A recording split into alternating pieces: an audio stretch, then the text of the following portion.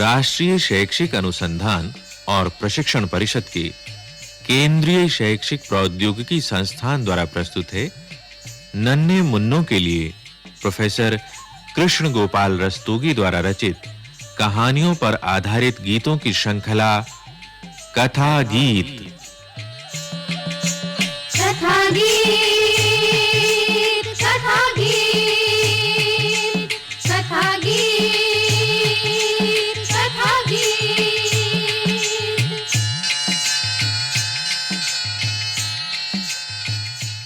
आइए सुनते हैं कार्यक्रम आग की कहानी।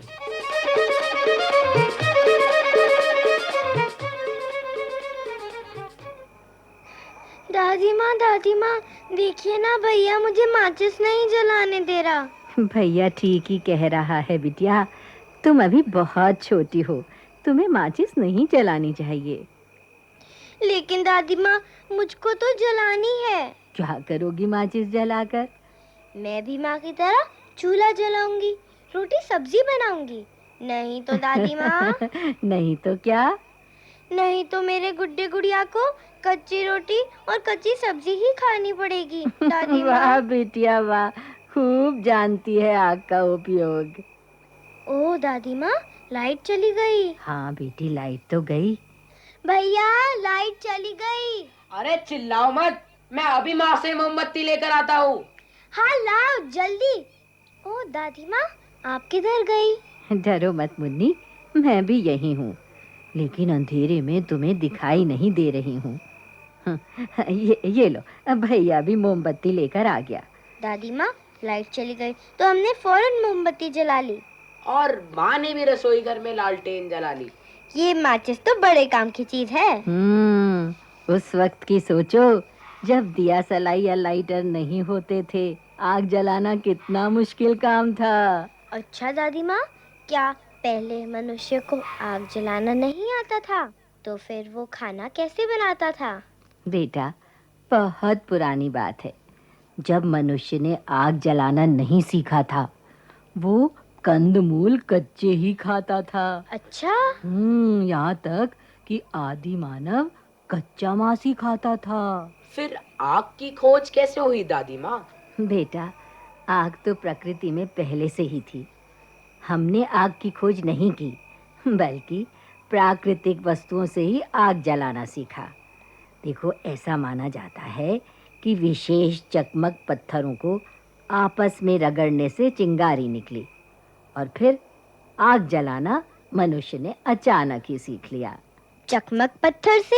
हाँ बेटी, उन दिनों सूखे तिनकों और पत्तों को इकट्ठा करके पत्थर या सूखी लकड़ी को रगड़कर चिंगारी पैदा की जाती थी। लो सुनो आग की कहानी पर ये कविता। कंदमूल और फल था खाता, पेड़ों पे था रात बिताता। कंदमूल और फल था खाता, पेड़ों पे था रात बिताता। शिकार करके मांस था लाता, कच्चा ही वो उसको खाता। शिकार करके मांस था लाता, कच्चा ही वो उसको खाता। वो कच्चा मांस खाता था? हाँ, क्योंकि उसे आग जलाना आता ही नहीं था।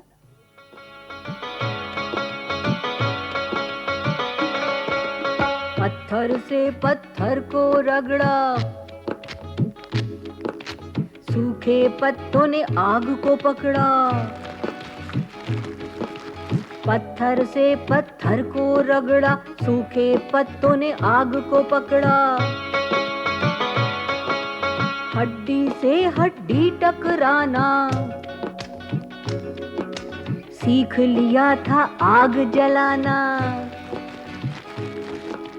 हड्डी से हड्डी टकराना सीख लिया था आग जलाना। कहानी सुनकर मजा आ गया। वाह वाह दादी माँ, क्या कहानी सुनाई है। दादी माँ, दो हड्डियों को रगड़ने से आग क्यों निकलती है? बेटा, क्योंकि हड्डियों में फास्फोरस होता है। सूखी लकड़ियों को रगड़ने से भी आग जल जाती है ना दादी माँ? लो, ये छोटी दादी भी पूछेगी सवाल। देखो ना दादी माँ, भैया मुझे चिढ़ा रहा है। अरे भैया, आपस में झगड़ा मत करो, मैं समझाती हूँ। तुम अपनी दोनों हथेलियों को रगड़ो और देखो क्या होता है। दादी माँ, हथेलियों को रगड़ने से तो गर्माहट आ रही है। हाँ, रगड़ने के कारण ही तो ऐसा होता है। इसी रगड़ के कारण ही पत्थर से पत्थर या लकड़ी से लकड़ी टकराने पर आग निकलती है। लेकिन दादी माँ, इन सभी प्राचीन तरीकों से आग जलाना तो बहुत मुश्किल होता होगा ना? हाँ बेटा, इसीलिए जब आदि मानव एक बार आग जला लेते थे तो उसमें सूखी लकड़ियां और पत्तियां डालकर मनुष्य उसे जलाए रखता था। यानी कि वो आग को बुझने ही नहीं देता था। हाँ, क्योंकि आग जलाकर वो गुफा में रोशनी कर सकता था।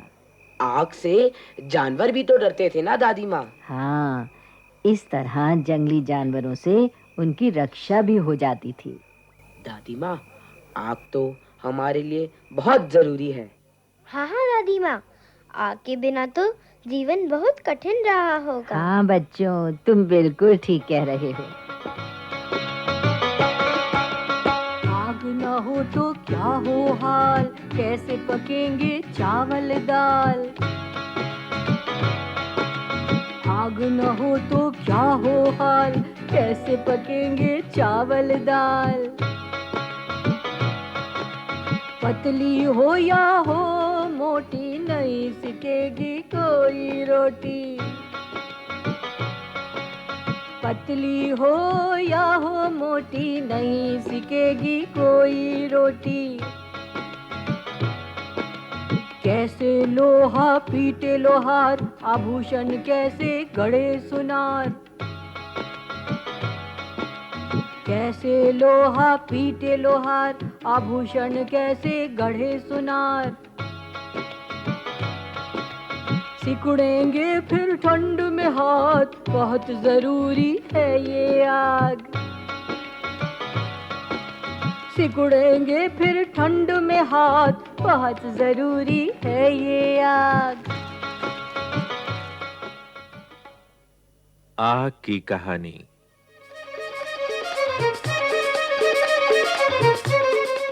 अभी आप सुन रही थी ये कार्यक्रम। विषय संयोजन प्रोफेसर रामजन्म शर्मा, विषय समन्वय डॉक्टर अमरेंद्र बेहरा, आलेख बलजीत कौर, निर्माण संचालन प्रभुदयाल खट्टर, कलाकार कुक्कू माथुर, बाल कलाकार उज्जवल और श्रेया, संगीतकार हरभजन सिंह, ध्वनियांकन सतीश लाड़े और दीपक पांडे, निर्माण सहयोग दाऊदयाल चतुर्वेदी और दीपा तथा निर्माण एवं प्रस्तुति रमेश रानी शर्मा।